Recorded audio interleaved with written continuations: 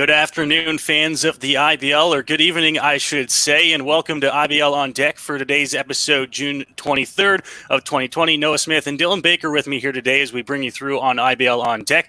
Dylan, a new time slot for us as well. We'll start things off today, 6 o'clock. We move things back 2 hours, and hopefully we get a few people coming back from work. Yeah, for sure. And with things opening up again, we're very excited about that. But 4 o'clock may not have been the best time slot for those that were still at work. So we're excited that we've been able to move back to 6 p.m. And hopefully we've got some more people joining us after a long work day. Absolutely. For those of you looking to find us, you will find us here Tuesdays. 6 o'clock is our new time. We're currently going every other Tuesday right now, so on a 2-week basis. Dylan, exciting guest for us today, actually, as we're joined by the new IBL Umpire-in-Chief, Scott Costello, as well as Ryan Harrison, the majority owner of the Welland Jackfish, will be joining us in the second half. Yeah, for sure. We're very excited to talk to them because Scott, of course, the new umpire-in-chief, we're very excited to hear what his plans are for the league as the umpire-in-chief. It's his first season this year. And Ryan, of course, the owner of the Welland Jackfish, they came last season, and we're a very successful team. So we're very excited to talk to them and hear what their plans are for 2020 and talk to Ryan about the success of the Jackfish last year. Speaking of 2020, Dylan, we'll talk a little bit about what's going on in the IBL right now shortly. Still no decision by the league yet on what they're going to do with the season. As of right now, the 5 teams that have said they want to play baseball this summer are still holding out hope for some sort of season. We're told that season won't likely come until phase 3 of the Ontario reopening plan, and that could be anytime in the next 4 weeks or so. And if that does happen, we could be looking at possibly a 20-game regular season schedule. Yeah, so the idea right now that we were informed of is that they wouldn't happen until at least phase 3 of reopening in the province. That depends on, of course, whether they're going to do all the regions at once reopening or regions separately. That could play a factor in the league's decision. But as of right now, all 5 teams that said they would be interested in playing a season are still on board for that season. And a 20-game regular season is not too bad, quite honestly. I mean, considering where we were a few weeks ago, not really sure if we were going to have a season, a 20-game regular season would be awesome for a shorter one. And with that, they would be looking at, of course, a shorter postseason as well. But some of these teams are looking to play into September now, a little bit later than usual, especially with having some guys that are home from school. Dylan, another big thing going around the IBL right now, and some news that is a little bit new to everyone, including us, is that it looks like the IBL has voted to grant one expansion team for the 2021 season. We're not told where that team is yet, but that's big news for the IBL. It's huge news for the IBL. We've been talking about it in recent weeks on pretty much every IBL show that's being produced right now.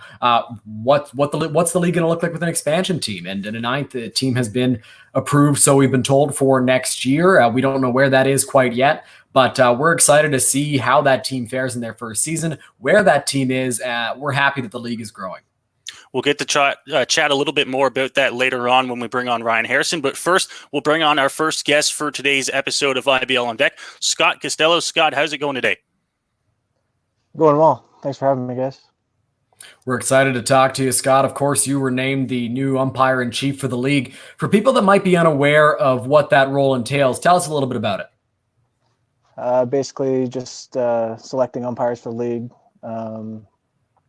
Work closely with Baseball Ontario, and I know the staff over there very well. So we're close with them, and basically just fill the games, evaluate, supervise, and just try to do the best job we can to put the best umpires on the field for the IBL. Now, you're a former IBL umpire yourself, as well as umpiring in the minor leagues for a number of years. You're going to be umpiring some games as well, being the IBL umpire-in-chief, correct? Yeah, this year's going to be indifferent than most years, probably just with what's going on. And, yeah, the plan was, originally, the league, typically runs a 4-umpire game in every park. And, since I have some experience with that through AAA and Dominican Winter League and stuff, the goal was to work at least those 8 games just so I can be hands-on with the IBL umpires who haven't had that kind of experience, and develop the skills there. For sure. And you touched on it there. You made it all the way up to AAA in the umpiring ranks. Tell us what that experience was like umping in the minor leagues. It was awesome. It was 8 years, 2012 to 2019, but a lot of great experiences from rookie ball up to AAA. Dominican Winter League was amazing. MLB spring training games, minor league spring training camp, all-star games. Just, being on the field was one thing, but just the crew and that kind of camaraderie, just being with guys like your crew for 6 months in a row and just building relationships, and that's what I'll miss most. Not so much on the field. Baseball is baseball, but just the trying to achieve the goal and climb the ladder and working hard every day just to hopefully get a shot at the big leagues. But it didn't work out. Fortunately, I got to work a couple MLB spring training games, which was awesome. But it it is what it is, and I'm not really going to miss the baseball as much as I'm going to miss just the guys and being in that atmosphere. But can you touch a little bit on kind of the road to get to where you were in your minor league career? I mean, a lot of guys in officiating in any sport, and especially in baseball, will tell you it is a long process, just like any major league player trying to get on the roster. You have to slowly work your way up, and a lot of time invested as well at the lower levels. Yeah. Like I'm really involved with hockey as well. I'm a supervisor and official in the GTHL, and I've also been a linesman in the OHA. So kind of seen both worlds. I got buddies that have made the MLB. I got friends that are in the NHL right now and OHL and stuff. And, baseball, it's kind of a straight line path. You got to go to umpire school regardless. You go to umpire school typically in January. And the year I went, there was 3 schools. They're down to 2 now, but typically anywhere between 200 and 300 students will go to school between the 3. You got to be in the top 10% or so of your class to get invited to an advanced camp. And that's where they merge the schools together. And then however many jobs they have, that's how many guys they hire. So, or umpires, I should say. But so my year, I think 60 people were there. So at the advanced camp, they rank everyone 1 to 60. When I was there, it was live games. It's changed now to more simulated stuff, but yeah, you get a ranking 1 to 60, and if they call 60 guys, everyone gets hired. If they call 21, hopefully you're in the top 21, but then from there you start in rookie ball. Some guys will start in short season if there just happens to be that much movement, and then you just get evaluated. A lot of times you don't get seen much. You'll get seen maybe 8 times a season in A-ball. And if you're working 140 games, then you better hope there are 8 good ones when they're there. So, and then, that's how it kind of works up till AA. AA, you go to a 3 umpire crew. In A-ball, it's 2. And then you get to AAA, and that's when MLB supervisors take over. So minor league kind of takes care of getting you into the minor leagues and getting you to AAA, and then MLB supervisors take over in AAA. So, Yeah, it's a really interesting process. Kind of as Noah alluded to before, it's kind of like the players that are trying to make their way up into the MLB. It's very similar for umpires. You were in the IBL prior to your stint in the minor leagues from 2007 to 2012 as an umpire. Do you feel that the time spent in the league helped prepare you for the minor leagues? Yeah, definitely. The people and mentors I got to work with from 2007 to 2012 in the league. We had some really good umpires then, and I was fortunate to work with a lot of them that taught me some things that prepared me for umpire school in 2012 when I went. And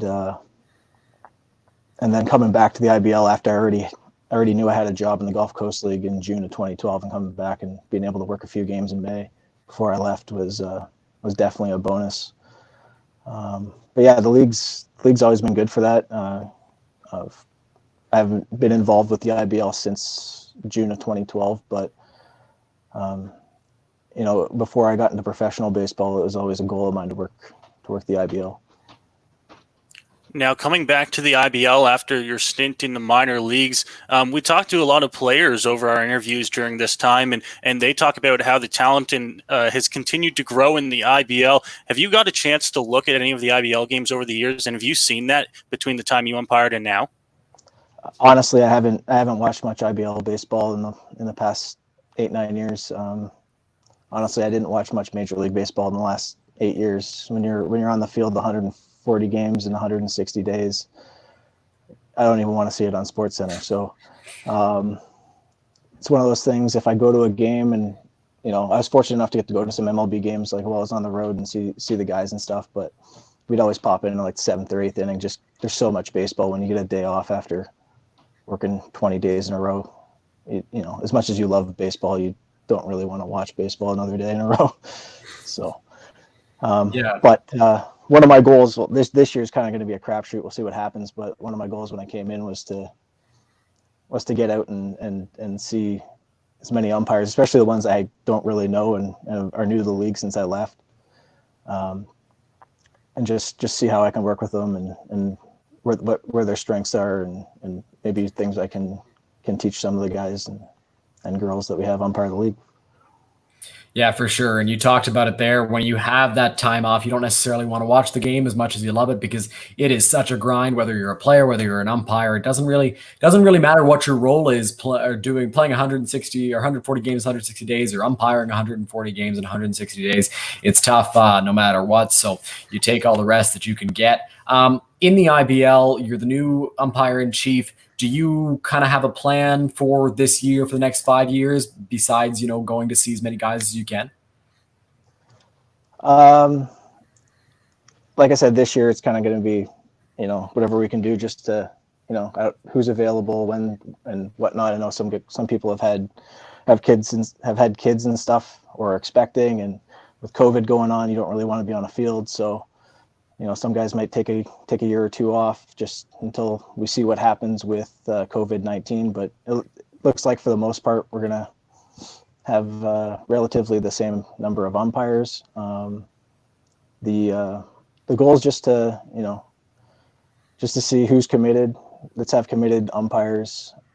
Let's not have people that just work 1 or 2 games in the league. Let's actually let the teams be familiar with you, so that you're working at least enough games. Now, if you live in London, I'm not necessarily going to expect people to go to Barrie or Toronto or whatnot, but at least try to see all the teams so people know who you are and going forward. So you get the playoff time and the staff and players have no idea who the umpire is. So that's one thing in professional baseball I think is really important is you only have enough umpires to cover the league. So if you got 14 teams, you got 7 crews.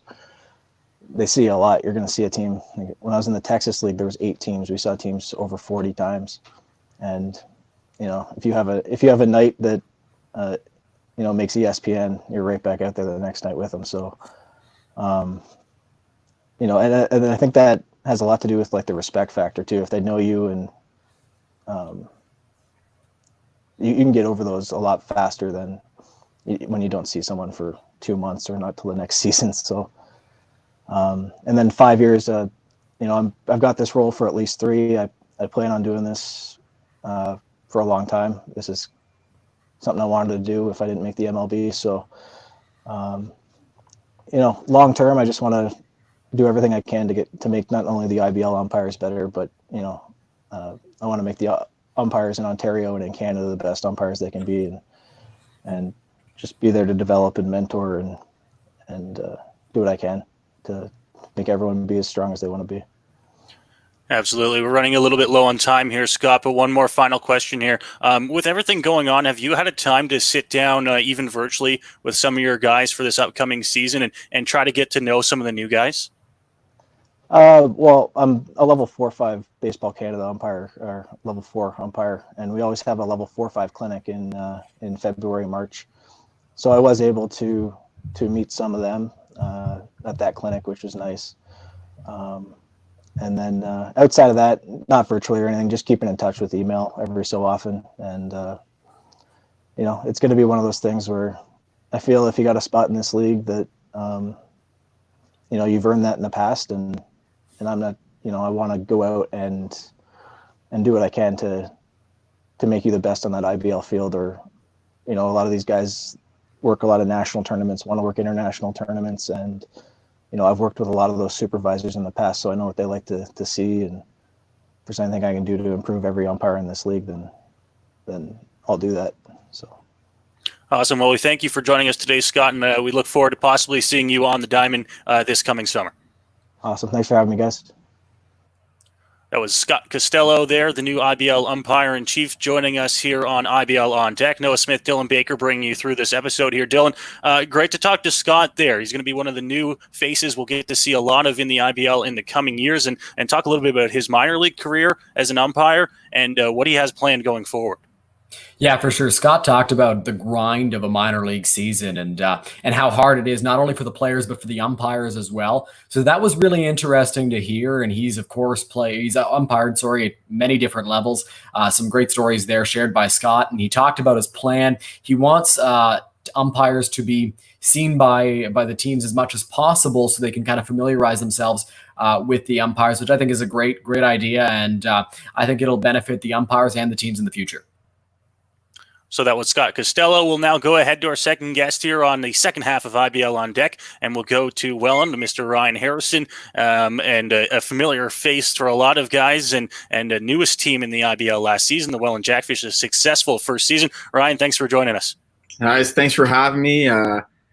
Love the show, even though I'm the background producer of this thing, if anybody's wondering. But I love what we put together, the five of us, I guess, or four of us. But it's going to do well for the league, and I think that a lot more people are going to start watching this show as we go along. So thanks for having me on.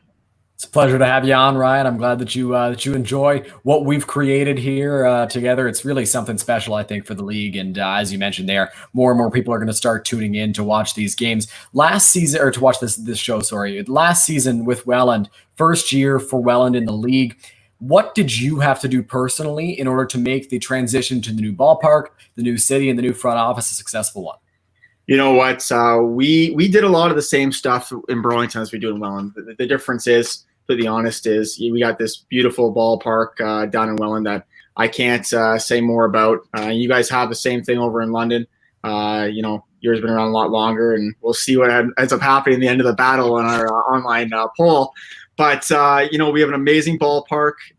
We have diehard, crazy fans. And basically what it was is taking our show that we did in Burlington and just upgrading it to Welland. So, we come up with different wild ideas. And our mantra for our team is baseball secondary, fun is first. So everything we do is fan-based. Everything that we think of has to do with fans first. For the minute they walk in, actually, the minute they hit the parking lot, to the minute they walk in, to the minute they leave.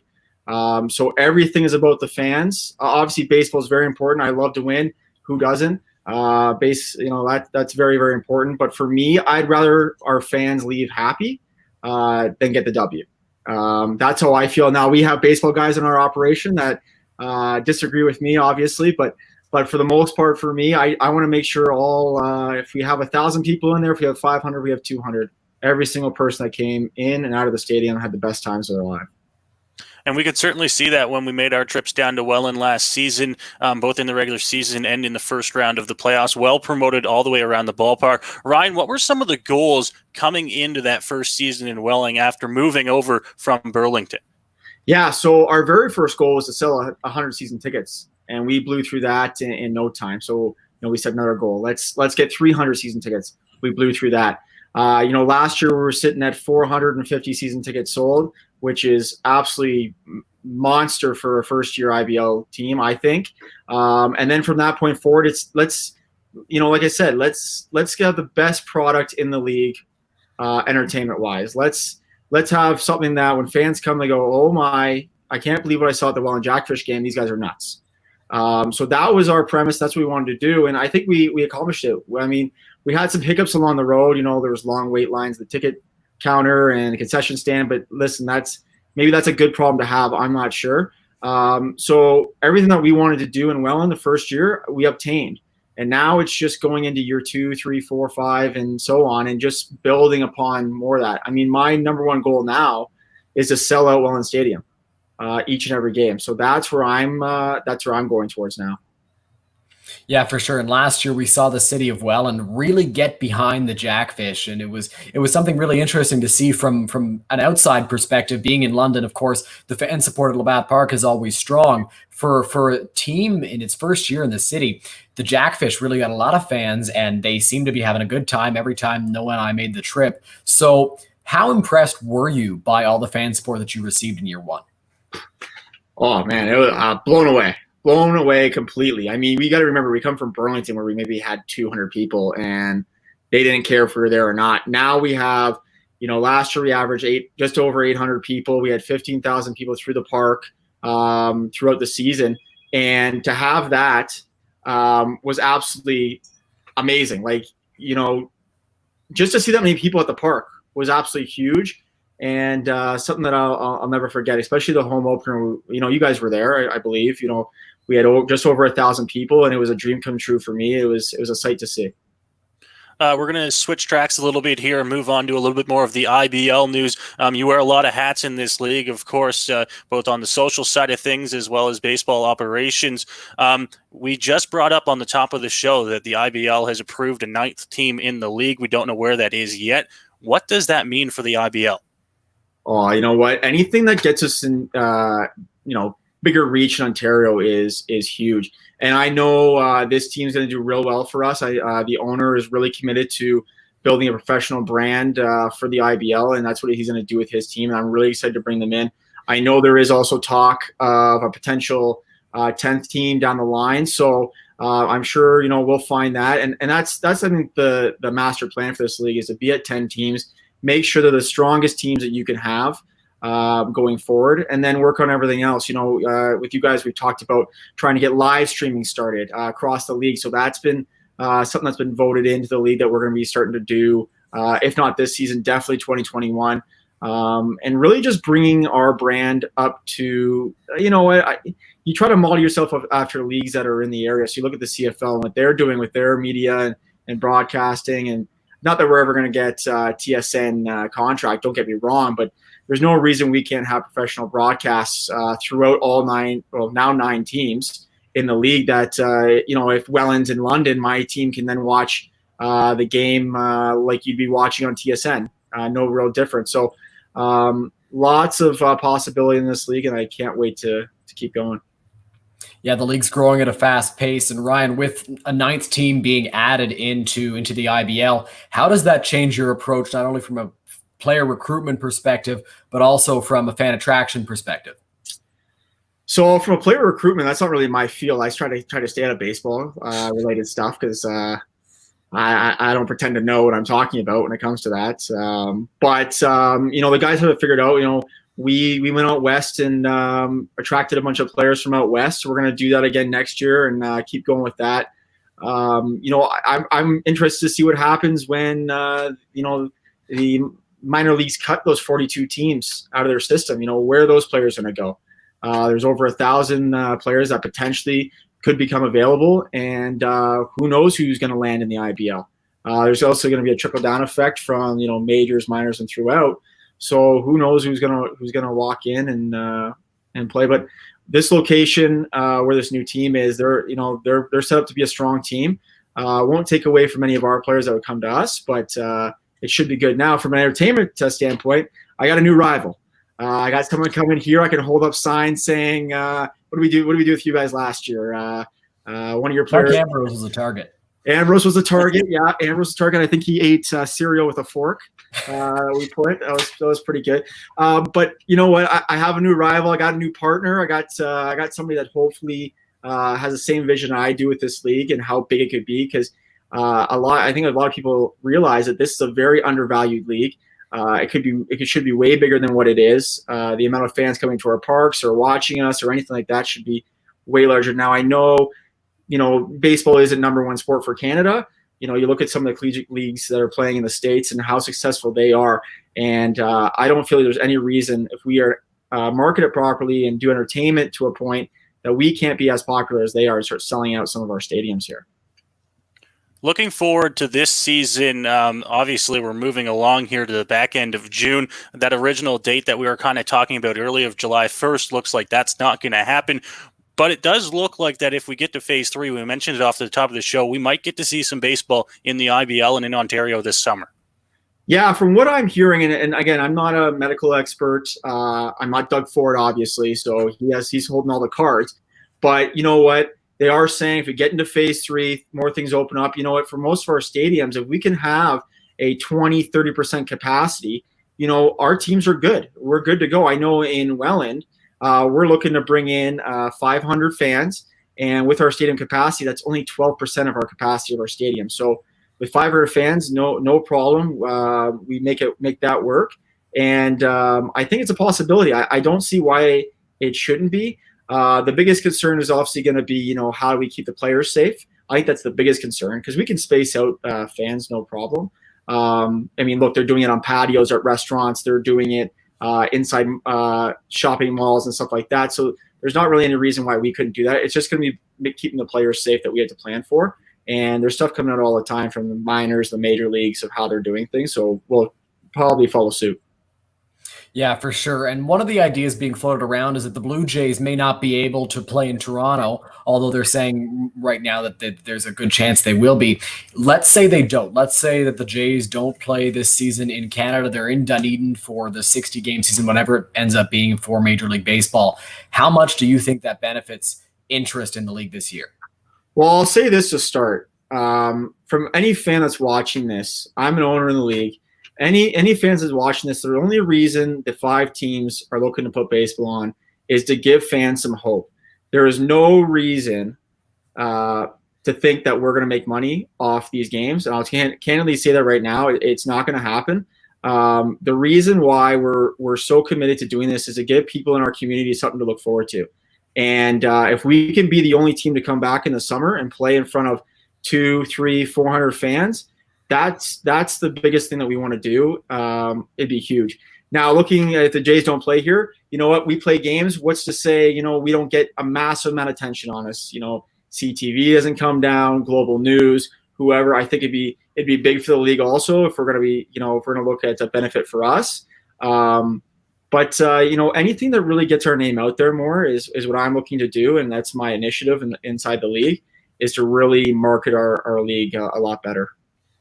And we've done a good job at that. Everyone involved, every team in the league has done a good job at slowly starting to market their teams a little bit better. We look at the teams that have live streams, live broadcasts in the past few years. It's starting to become more and more. What do you see down the road in the next couple of years? I know you touched on it a little bit earlier on, but what do you see down the road in the next couple of years in terms of media coverage? So what I really see is I see all 8-9 teams getting on the broadcasting. So, you know, I know in Welland, we're talking about doing a 4-camera setup, 4K cameras, making a legitimate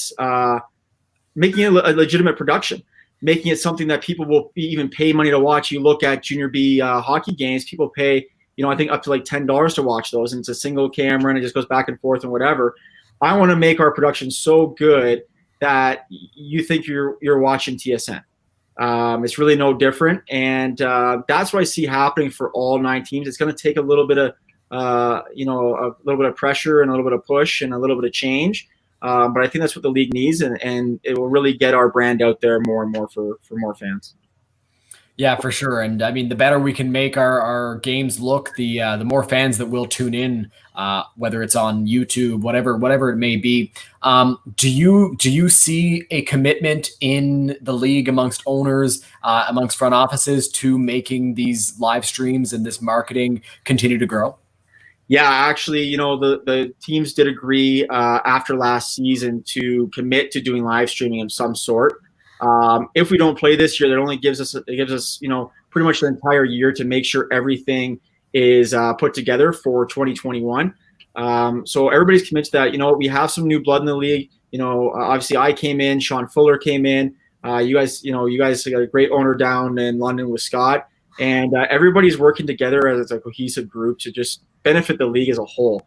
You know, the new owner that will be coming in for 2021, he's very committed to doing the same things we're talking about right now. And I think as long as we work together and, you know, keep the vision on the greater good of the league and not individual teams, I think it'll benefit everybody, and we'll be way stronger down the stretch. Well, awesome. We're running out of time here, so we'll let you go. Ryan, we thank you for joining us today, talking a little bit about the IBL and, of course, the Welland Jackfish, and we look forward to seeing you soon. Thanks, guys. Appreciate it. That was Ryan Harrison of the Welland Jackfish joining us here, Dylan, to talk a little bit about his squad as well as what's going on around the league and some exciting things coming for the IBL. Definitely, there are some really exciting things coming for the league with live streams, with added marketing. You know, the presence on social media is really starting to grow for the IBL, and that's a really good thing to see, because the more fans we can get to pack the seats in the different parks, the better it will be for the league, and it's going to continue to grow with teams, and with the 9th team being approved. Ryan and the Jackfish last year did some awesome things to attract more fans to the ballpark. First year in Welland, the numbers that they got were out of what I was expecting them to get. They were so much better with fan support than I think many people thought they would be, with promotional nights and being very active on social media. Ryan and his team did a great job of marketing that squad in year one. Well, that'll do it for this episode here of the IBL On Deck. For Dylan Baker, Noah Smith, and both of our guests today, Scott Costello and Ryan Harrison. We thank you for watching with us today, and we will see you in 2 weeks' time at our new time, 6 o'clock on Tuesdays.